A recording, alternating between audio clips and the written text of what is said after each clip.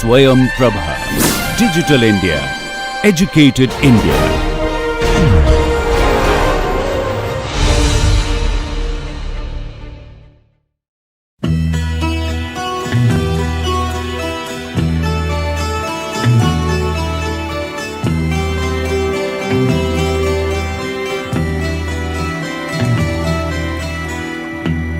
Well, a very good morning to all of you again.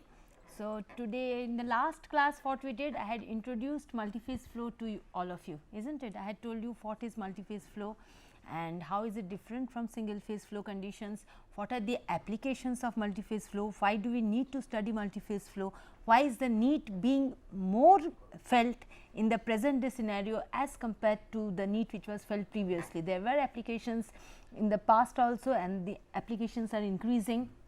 Then there is an increasing pressure to improve the efficiency of the equipments. Now, we are governing or rather we are operating over several particular scales.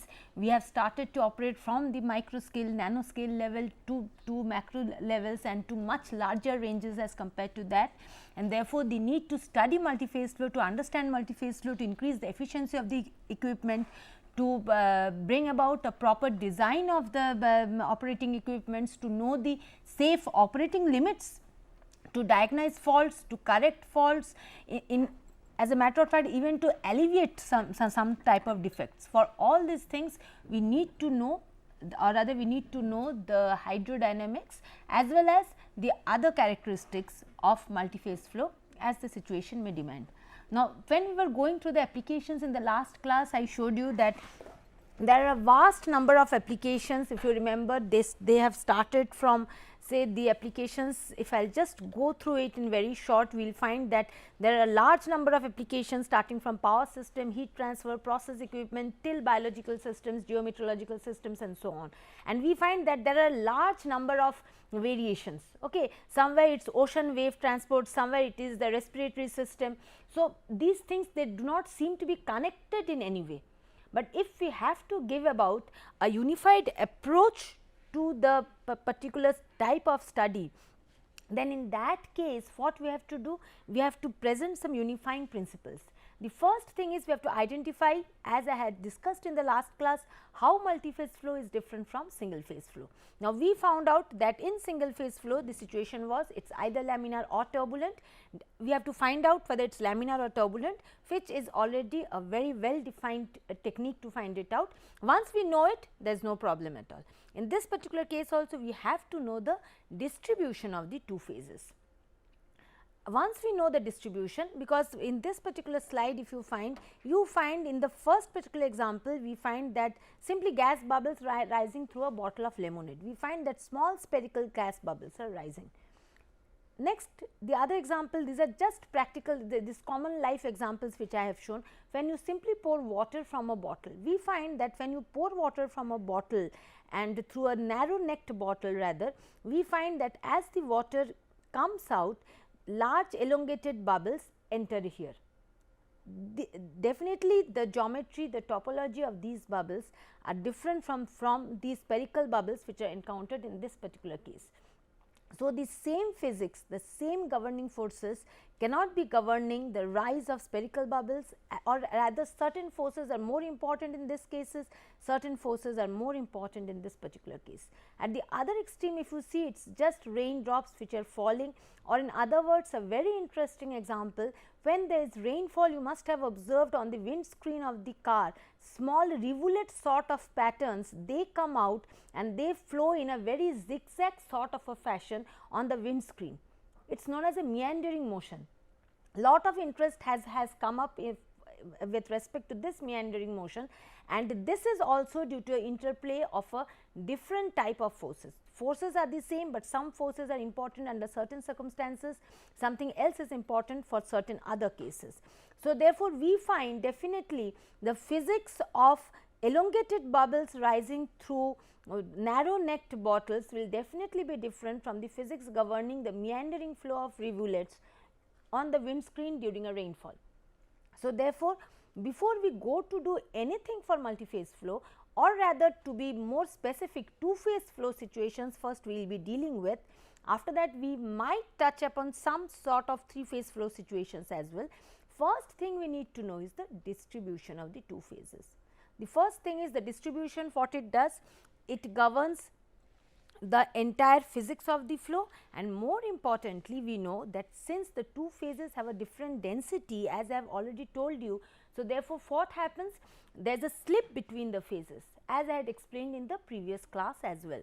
So, the lighter phase tends to slip past the heavier phase, and this particular slip velocity, as I have already discussed in the last class, this particular slip velocity, it depends also upon the distribution of the 2 phases, and of course, it varies with a large number of parameters as we had discussed in the last class. Okay.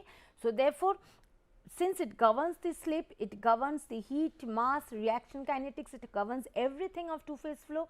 The first thing which we should study is the distribution of the 2 phases, and how the distribution it varies with different phases. Say air, water, what are the different types of flow patterns which are available. Instead of air, if we use a oil, how the flow patterns change, how they change with flow rate, and definitely how they change with the conduit orientation, the conduit geometry and things like that. So, we will be proceeding systematically accordingly, and today we are going to start the estimation of flow patterns. Now, from whatever we have discussed, it might appear to you that well, there can be innumerable number of flow patterns and we have no control over them, we cannot predict them ad hoc, and therefore, the situation is extremely difficult. Well, there are certain fortunate situations due to which some sort of delineation of flow patterns are possible. The main factors will be, first thing is effect of surface tension. What this does? If there is a discontinuous phase, then it tends to keep, and the size of the discontinuous phase is small, then it tends to keep those small discontinuous phases as sphericals or spheres. Now, before I proceed, I would like to clarify one thing. What is a continuous phase and what is a discontinuous phase? Any idea, anybody of you? Well, a continuous phase is that phase whose different parts can be joined by a curve which does not cross the interface. Is it clear? So, continuous phase is that phase which can be joined by any particular curved line where the curved line does not cross the interface at any point. On the other hand, the discontinuous phase is one where if you want to join 2 parts of the discontinuous phase, then definitely that curved line or that particular line, it has to cross the interface. So, therefore, we find that the first thing, or rather the basic factors which govern your or rather which delineate the different flow patterns is number 1, surface tension. What it does?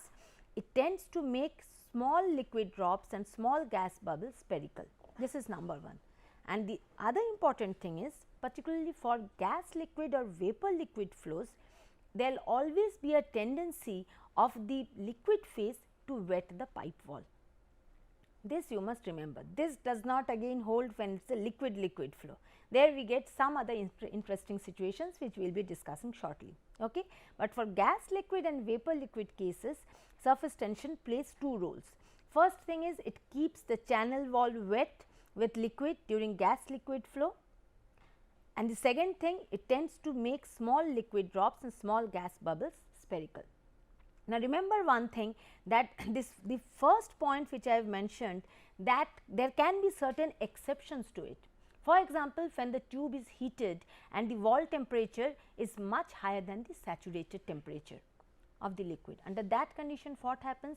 Vapors will be generated at the wall and they may try to stick to the wall till a particular distance.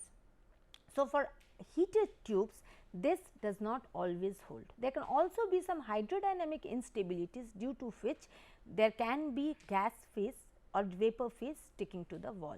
But unless such a situation arises under normal circumstances, it will always be the liquid phase which will be wetting the wall for gas liquid and vapor liquid flow situations. Well, the other very important thing is gravity. Okay. Gravity in a non-vertical channel, naturally what it tends to do? It naturally tends to pull the lighter phase on the top. So, therefore, we will always have some sort of a stratification, where the lighter liquid or the lighter gas, whatever is the lighter phase, that will be on the top and the heavier phase will be on the bottom.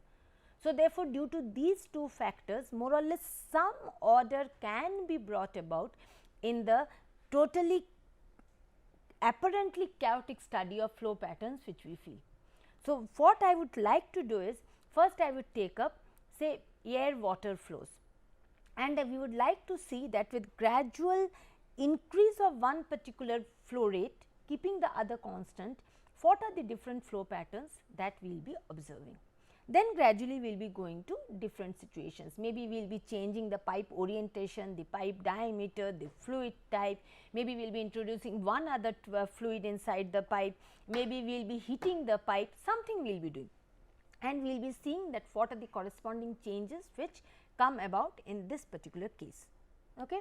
So, now let us see for a vertical case, because the gravity will not be occurring under that conditions. For a vertical tube, suppose we take, we introduce say any gas liquid, we take for the time being, air and water is being introduced here. Okay. Now, we have very low air velocity and it is about low to moderate water velocity. What do we expect? We expect that water flows as a continuous phase. Okay. Water flows as a continuous phase and discrete air bubbles are more or less dispersed in this continuous water medium. So, therefore, these bubbles, if they are very small, then they are definitely spherical. As they grow larger and larger, they tend to become deformed. Now, with time what we do? We gradually increase the air flow rate, keeping the water flow rate more or less constant. So, we are increasing the air flow rate. What do we find? Gradually the number as well as the size of these bubbles, they start increasing. Okay. So, gradually we find they become much more deformed, they deviate more from the spherical shape, and gradually some sort of a cap shaped bubbles, they come into being. Keep on increasing the air flow rate more and more. Okay. But in this particular case also we find that water is the continuous phase and gas is the discontinuous phase. More or less gas is more or less uniformly, or it is more or less dispersed within the continuous water phase. So, from here to here, if we see, we find that maybe the shape of the bubbles have changed, but the basic characteristic remains the same. It is simply the water flowing as a continuous phase, and the gas phase or the air phase, it is dispersed uniformly as discrete bubbles in the continuous water phase, where these discrete bubbles, they may be spherical, they may be non-spherical, they may be oblate spheroidal, ellipsoidal, cap shaped, and so on and so forth. Now, as we keep on increasing the air flow rate further, what we find?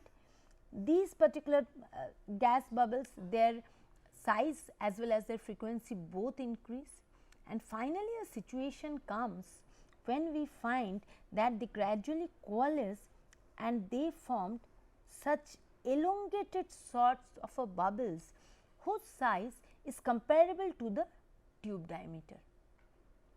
Whenever we have this, we find that more or less now the flow pattern, it is characterized by such elongated bubbles which are translating uniformly through the liquid phase, and in between these bubbles we have the liquid mass, which are usually known as liquid slugs. Okay. Now, these bubbles, I have a schematic of these. So, these bubbles, if you see, these elongated large bullet shaped axisymmetric bubbles. Now, these bubbles are very interesting. Now, what we have observed is that these particular bubbles, they are characterized by a hemispherical nose.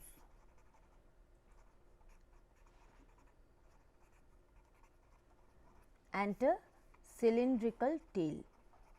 They have two portions and they are essentially axisymmetric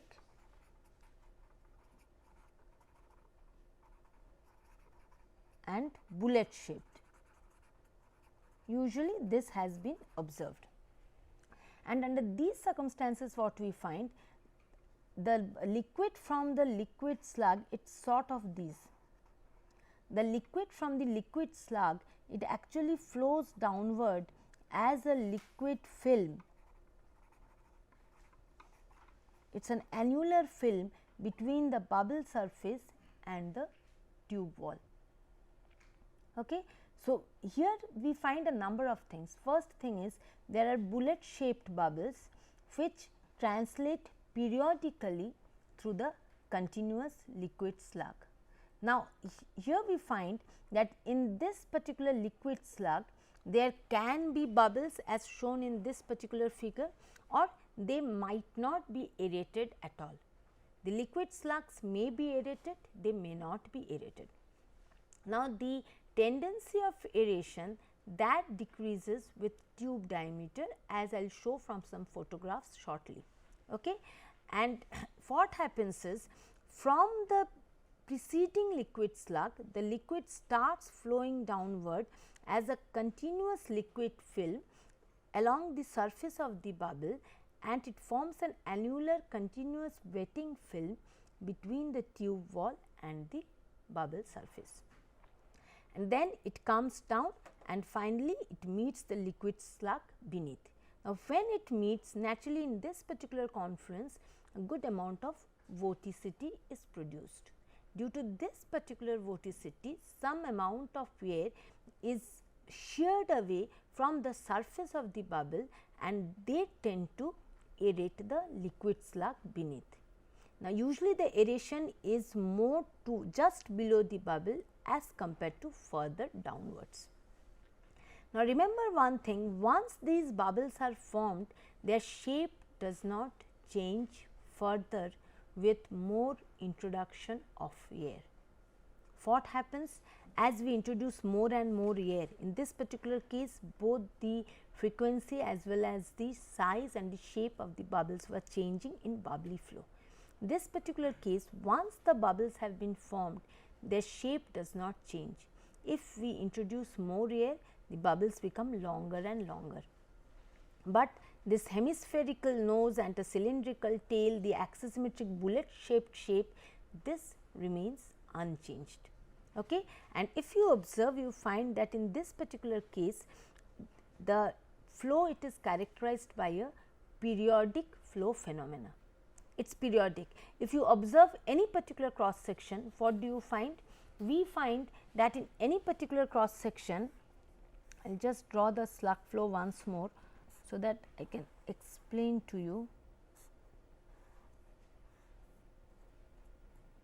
And we find that the periodic this particular periodic phenomena, suppose you observe any particular cross section, you keep on noticing that particular cross section, what do you find? You find at one point there will be liquid flowing up, or there may be some sort of bubbly flow flowing up. Then at some other interval of time, in the same cross section, you find that air is flowing up and liquid is flowing down as an annular film.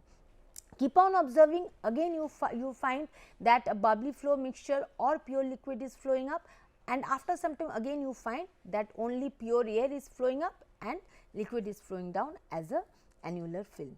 So, therefore, the main characteristic of this slug flow pattern is the periodic flow phenomena or the intermittent flow phenomena, and this is characterized by the alternate appearance of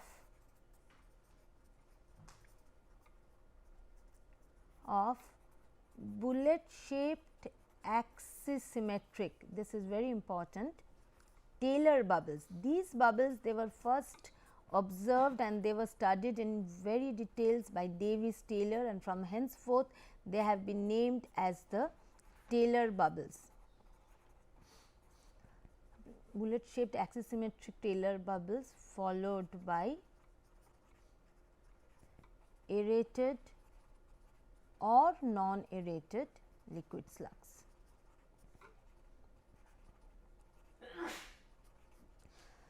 So, the thing is, if you compare the bubbly flow and the slug flow which has evolved from bubbly flow, just by increasing air, keeping everything else constant, we find that definitely the distribution is widely different here. Here it has a homogeneous appearance. If you observe one particular cross section, you will find the same thing. It is just a bubbly mixture flowing up, liquid is a continuous phase and the bubbles are distributed. There is no variation with time. If you keep on increasing the air flow rate, you find you come to a situation where you get a periodic flow phenomena characterized by alternate appearance of bullet shaped Taylor bubbles and liquid slugs. Now, again you keep on increasing the flow rate. What happens? These bubbles, they become larger and larger. As they become larger and larger, they become unstable, and then finally a situation arises when these bubbles, they get sheared, they get broken up, and they keep on oscillating up and down in the flow passage, and they present a totally chaotic and random flow distribution, which is termed as the churn flow pattern. Okay. So, what happens, that very nice periodic flow phenomena, that disappears altogether, and what we get? We get a totally chaotic and random flow phenomena, where we find that there are chunks, irregular chunks of gases and irregular masses of liquids, they are flowing up and down in a totally chaotic and random manner, and it just presents, you cannot predict the distribution like that. It is simply a chaotic and a random distribution, and that is termed as the churn flow pattern. Keep on increasing the air flow rate more and more. What happens? These irregular chunks, what they do? They gradually start coalescing with one another. Okay. Now, the gas flow rate is very high, liquid is low to moderate. So, these chunks, they keep on coalescing, and then what it forms is, it forms a continuous gas core. Okay. And what it does? The wall has to be wetted by the liquid phase. Okay. So, therefore, it pushes the liquid towards the wall and it forms a continuous gas core, as you can see here, and it is separated from the tube wall by an annular film. Okay. So, therefore, from this chaotic and random churn flow pattern, we find that we entered into the annular flow pattern. In the annular flow pattern, we find that the gas forms a continuous gas core and the liquid is pushed towards the walls. It forms an annular film, just like the film which we had seen in the Taylor bubble region. Okay. And sometimes what happens, this film, it is usually wavy. When it is wavy, then part of this particular film, it is entrained by the gas phase and it flows as droplets or as irregular chunks or irregular wisps sort of a thing in the gas core. So, therefore, the annular flow, it can be characterized by a smooth interface or a undulating interface, depending upon the relative velocity of the two phases, and we find that this main characterization is that there is a continuous liquid film on the wall and a continuous gas core between the two liquid films. There may or may not be droplets of liquid or wisps of liquid in the gas core. Some researchers, they have tried to differentiate between the wispy annular and the annular flow, but we are not going to do this for our particular purpose. We will be primarily be concentrated into dividing air water flow in vertical pipes in primarily 4 types of flow. One is bubbly, next slug, churn and annular flow. What is our intention is, we would like to keep the definition of flow pattern to a minimum, as well as taking care that each flow pattern can be governed by a definite set of characteristics and they have the same physics, so that the same laws of fluid mechanics governs them. So, therefore, broadly speaking, what we have done, we have first differentiated into bubbly flow, where liquid is continuous and bubbles are uniformly dispersed. So, it is a more or less uniform mixture of the two, where the gas phase is dispersed in the liquid phase.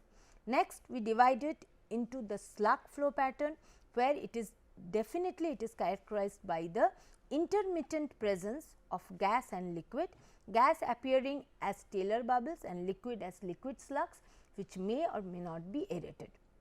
Interesting part of slug flow is very interesting in the sense that its hydrodynamics is comparatively more complicated, and it occurs over a wide range of flow conditions, and more importantly, as you keep on decreasing the size of the tube, the range of existence of slug flow increases. So, therefore, as you proceed toward miniaturization, maybe you get slug flow over a much larger range as compared to normal size tubes. So, that is why slug flow is gaining more and more importance in the present day scenario of microfluidics and things like that. So, therefore, in this particular case we find there are number of interesting things. Firstly is the periodic flow phenomena. Secondly, if you observe slug flow, you will find that in slug flow there are regions where the liquid is flowing downwards and there are regions where the liquid is flowing upward. So, therefore, if you notice the wall shear stress, you will find that the wall shear stress, it keeps on changing direction with the passage of bubble and the liquid slug. In this particular region, the wall shear stress is towards the upward direction, and in this particular region it is in a downward direction, again here upward, again downward. So, therefore, with time we find that, or rather with position we find that the wall shear stress keeps on changing its direction. This is also one particular way of differentiating, distinguishing or identifying slug flow from the other flow patterns. Well, next after that we come to the churn flow pattern, which is the least understood, least studied flow pattern. I should say there is plenty of scope to study churn flow pattern for the time being.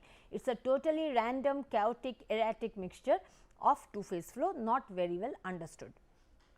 And after that again we get the annular flow pattern, which is again a very well ordered structure with a gas core and a liquid film. Okay. So, these are usually the 4 types of flow patterns which we encountered in a vertical tube for unheated conditions. Now, simply keeping everything constant, instead of the vertical tube, we just make it horizontal. What are the changes that you would expect? Immediately you would find that gravity would start to act differently on the tube. Naturally, the lighter fluid, the air phase will be on the top and the water phase will be on the bottom, and so therefore, immediately something which was not observed in the previous case will be observed here, that is stratification. So, therefore, if we go to the, if we just make the pipe horizontal, what we observe is an immediate tendency of stratification. At low flow rates of the two phases we find stratified flow, and then gradually as we increase the liquid flow rate or the gas flow rate, we find a waviness sets in and we come across a wavy stratified flow. As we keep on increasing the velocity, then we find out the water velocity, we find out that gradually these waves they become larger and larger. And then a time comes when the amplitude of the wave becomes so large that it can actually touch the upper wall. Okay?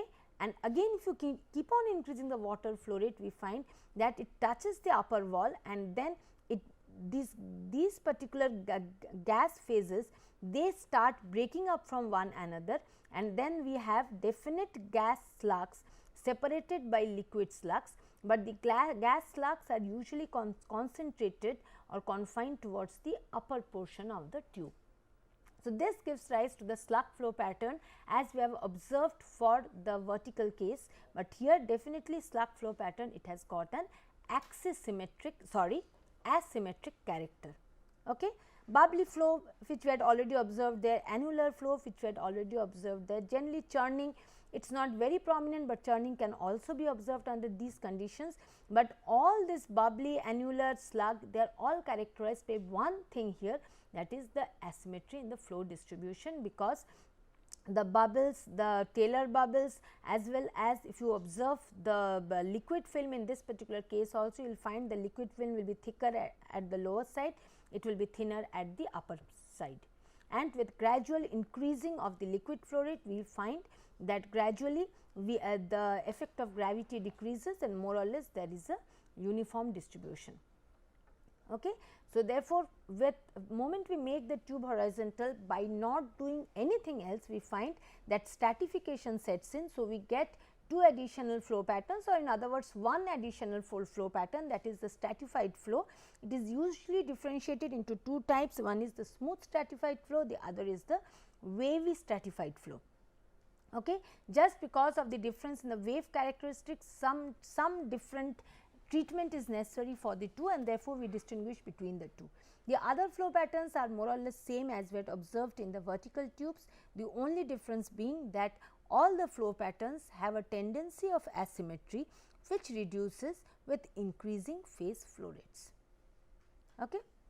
And interesting thing, we will come to see, it also reduces with decreasing the tube diameter as well. Under that condition also, gravity does not play much role in this. Well, the next thing which I would like to deal with is, suppose we deal with a heated tube. Same vertical tube is standing, now we start heating it with a constant heat flux at the walls. Now, here what happens? Here certain additional factors start to come in. What are the additional factors? Number thing is, as this tube is heated, what happens? Gradually, say initially we have introduced liquid at below saturation temperature. So, the liquid, it starts getting heated. As the liquid starts getting heated, a point comes when vaporization starts to occur. When vaporization starts to occur, then gradually the vapor bubbles, they are formed at certain preferential sites, and they start getting detached and flow upward in the liquid phase, forming the bubbly flow pattern. Gradually the rate of vapor generation increases, and these vapor bubbles, they become larger, they start coalescing, and they form Taylor bubble like structure, giving rise to the slug flow pattern. Again the heating continues. So, therefore, these bubbles, this Taylor bubble, Taylor like bubbles, these elongated bubbles, they become larger and larger, till finally they coalesce and they become a continuous vapor core, and they form the, if you can see this picture, it will be much more evident. Initially we have single phase liquid, where liquid is below the saturation temperature, then gradually bubbles start forming and bubbles get detached from the wall, they flow up in the liquid, the bubbly flow pattern, then gradually we get the slug flow pattern, and finally we find that these slugs, they become larger and more numerous, they then form a continuous gas core with a liquid film and the annular flow pattern sets in. Now, after the annular flow pattern sets in, we find that now the vaporization, it starts to occur not more at the walls, but predominantly from the vapor liquid interface, and gradually the liquid film, it starts getting depleted. Remember one thing, in this particular case, the liquid film gets depleted by two mechanisms. What are the two mechanisms? Firstly, some amount of the liquid, it gets vaporized into the vapor phase, and secondly, there is a liquid vapor shear. Therefore, some amount of the liquid, it gets entrained in the vapor phase. So, therefore, due to the coupled effect of entrainment and vaporization, the liquid film, it starts to get depleted. Okay? And then finally, a situation arises when there is no liquid film and there are only liquid droplets in the vapor phase. This gives rise to the droplet flow pattern. After the droplet flow pattern, of course, the entire liquid, when it has vaporized, we come to the single phase vapor region as shown here. Okay. So, in this particular case, in the case of a vertical heated tube, what you find, what are the basic differences as compared to flow in tubes which are not heated? What are the difference that you find? In unheated tubes and in heated tubes, what are the differences which we observe? Number one is the amount of gas and liquid, it keeps on changing along the length. Since the amount of vapor and liquid keeps on changing, the flow distribution also keeps on changing along the length.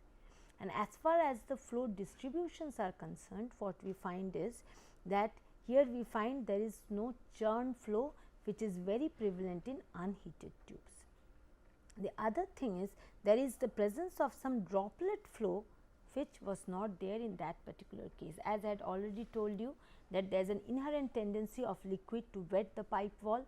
So, therefore, this droplet flow pattern does not occur under normal circumstances in unheated tubes.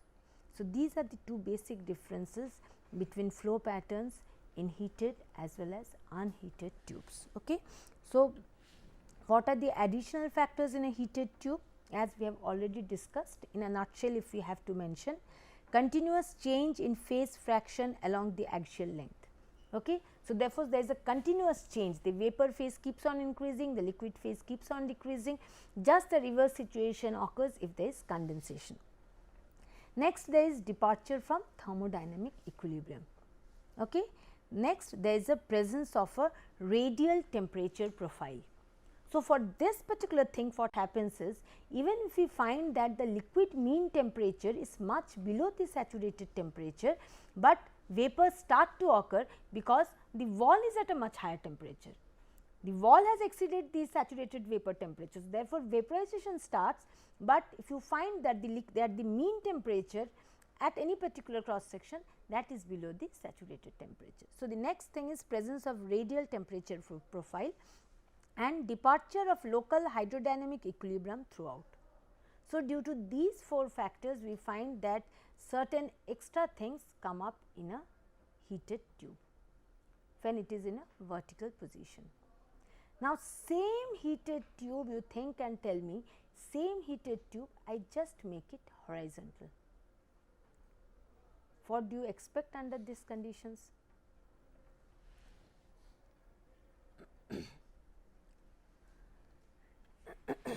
In this particular situation, we find what happens is that gravity, well, this slide we will see it later. We find that gravity also starts to play a part in addition to the factors which we had already mentioned for vertical heated tubes. That means, the presence of a asymmetric temperature profile, and then the other factors, continuous change in phase fraction along the axial length, departure from thermodynamic equilibrium, departure from local hydrodynamic equilibrium, presence of radial temperature profile. In addition to this, gravity also sets in, and therefore, it adds to the asymmetry of the flow situation. This flow situation, if you imagine, it will be something of this sort. Again, we start with liquid where T is less than T saturated. Okay. I will write it here, T less than T saturated. We start, so we have pure liquid till a particular portion, and then gradually the vapor bubbles, they start to come, they gradually detach from the wall, and then they start flowing, and then gradually they become more and more elongated, just like your slug flow sets in, and then we find a situation due to asymmetry, there will always be a tendency of the vapor phase to be on the upper portion and the liquid phase to be on the lower portion. So, what we find is, we find that in the annular flow pattern, there is a continuous tendency of drying out and re-wetting. What happens? There is a continuous tendency of liquid, it gets dried out completely, but since there is a tendency of liquid to wet the wall, it again re-wets and again dry outs, again re-wets. So, such a situation arises. If we take up the cross sectional views of these cases, here the cross sectional view will be something of this sort. Then gradually we keep on observing the cross sectional views, it will be something of this sort, something of this sort. Then again, if we take a cross sectional view, the bubble will be larger and there will be smaller such bubbles. We take another cross sectional view, we will find a thicker liquid here and a thinner liquid here and things like that. Then we find that there will be portions when only the lower portion will be wetted and the upper portion will be dried out, in this particular portion if we observe. So, therefore, this constant intermittent drying out and re-wetting, this is something very unique and finally after that of course just like the your vertical heated tube, here we have the quality equals to 1, here we have x equal to 0, here we have only vapor flow. Okay. So, therefore, we find that in a horizontal heated tube, since gravity also sets in addition to the situations which we had observed in this particular case of vertical tube, we find that there is a possibility of intermittent drying and rewetting of the upper surface of the tube in wavy flow or annular flow as you call it. There is, and then gradually this intermittent drying period, it gradually becomes longer and longer. So, it is progressive drying out over long tube length of upper circumference of the tube wall in annular flow. Okay.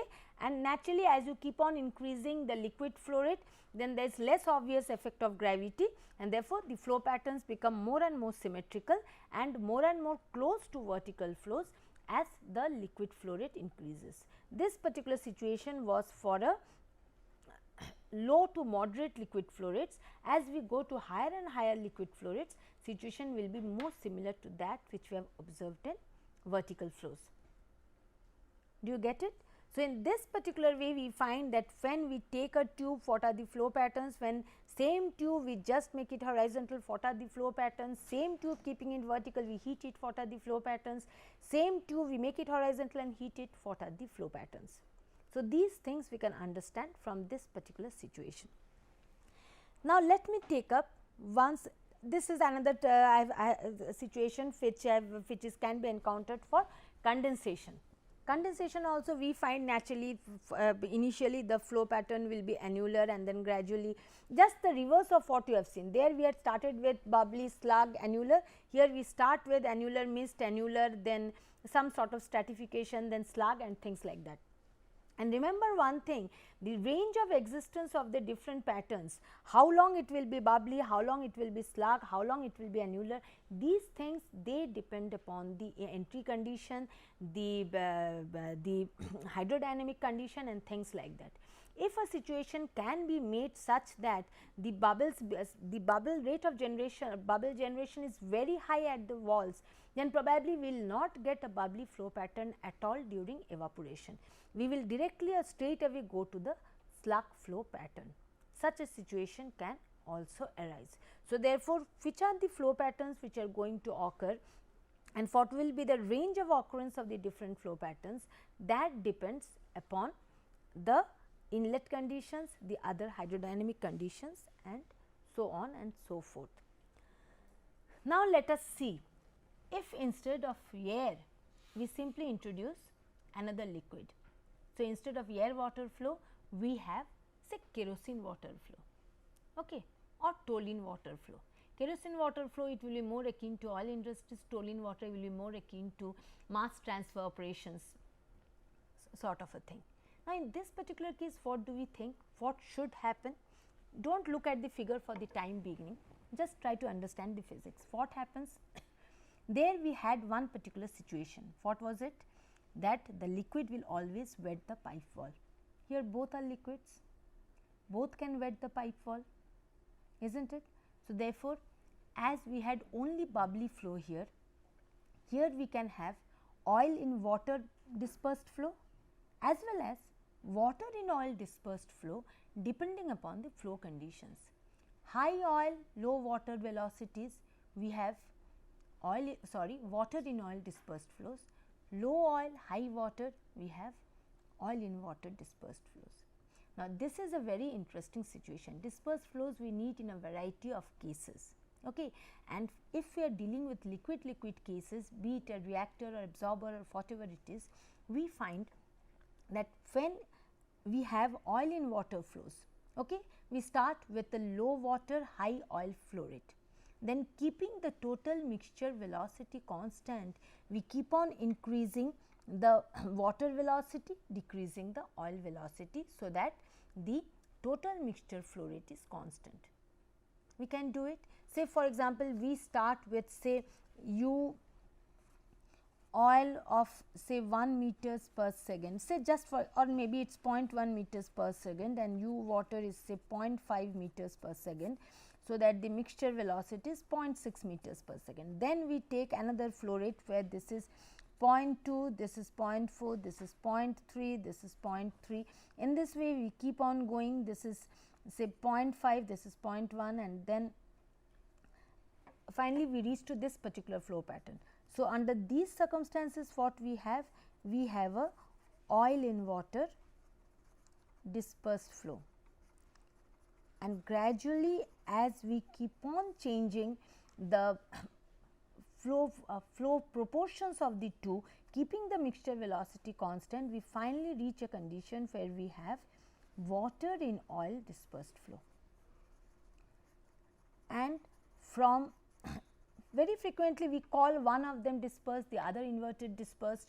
Some researchers they prefer to call it oil in water, water in oil. So, different sort of nomenclatures are there in use, and we find that the transition from oil in water dispersed flow to water in oil dispersed flow, this is very, very important.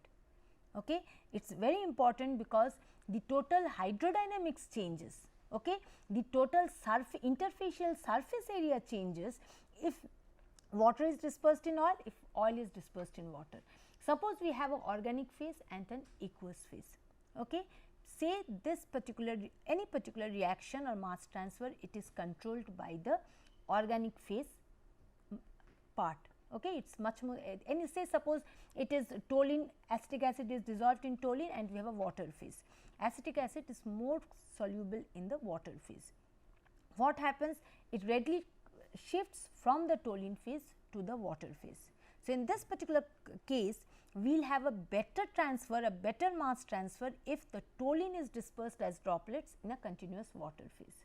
So, therefore, we would like to ensure toluene in water dispersed phase, and we would always like to see under what condition it will tend to become water in toluene dispersed phase, under which conditions we do not expect a very drastic increase in mass transfer. So, therefore, there are several such situations where we would like to ensure one type of dispersion, or we would very much like to predict the transition from one dispersion to the other. Now, remember one thing, when we are having this transition, what happens? What is happening initially? Suppose we are having say kerosene or toluene dispersed in water. Gradually, as we keep on increasing one flow rate, decreasing the other flow rate, what happens? Gradually we find that the toluene droplets they start becoming larger and larger, water phase it starts breaking down to smaller and smaller droplets. So, therefore, there is a continuous creation and recreation of surfaces. Large amount of interfacial surfaces are being created and recreated, and lot of chaos forms under this condition. As a result of this particular transition, which is known as the phase inversion. For liquid cases, this particular word is very, very important. You are supposed to remember this. The phenomena of phase inversion, during which one particular dispersion inverts to form another type of dispersion. Okay. This is very important, and this is usually characterized by the sudden increase in the pressure drop. So, suppose you take a pressure drop reading, you find the pressure drop gradually increases, and moment you approach the phase inversion, there is a drastic reduction in the pressure drop, and again when you enter another dispersion, the pressure drop decreases gradually. So, therefore, if you plot say delta P or delta P by L versus say U mixture, you find that the pressure drop gradually increases, then when it comes to phase inversion, there is a steep increase, and again there is a gradual increase. This particular portion, this marks the phase inversion point. So, therefore, it is very important to know, because under this, just like flooding point, it is very important to identify this condition, because it is marked by a very high increase in the pressure drop, and therefore, under this particular circumstances, maybe what we have observed in our laboratory studies, several transfer operations are highly enhanced under this condition. So, this is something very special for liquid flows, you do not have it for vapor liquid or gas liquid cases. There is one other very important phenomena for liquid flows, which we shall be discussing in the next class. Today, I will just show you some particular pictures where you can see see in this case it was a kerosene water flow in a vertical pipe. You can very clearly see kerosene droplets in the water phase. If you observe this particular photograph very carefully, you will find that the entire cross section is blue, it is marked by a kerosene phase, and some circular water droplets, large water droplets are there. So, here we have brought out the phase inversion very well. Here it is kerosene dispersed in water, here it is water dispersed in kerosene. Such a situation which will not get for air water or vapor water cases. Here also we have tried to do it at a higher water velocity. Here we find that the kerosene droplets are smaller, and in this case water is very finely dispersed in kerosene. It is sort of an emulsified flow. So, this is something very special for liquid cases. Okay. So, there are certain other interesting factors for liquid cases which we will be taking up tomorrow, and then we will go to some other interesting or unique features of flow patterns for different geometries, different flow conditions, and so on and so forth. So, tomorrow we will be continuing this lecture and we will be studying more about flow patterns tomorrow. Thank you very much.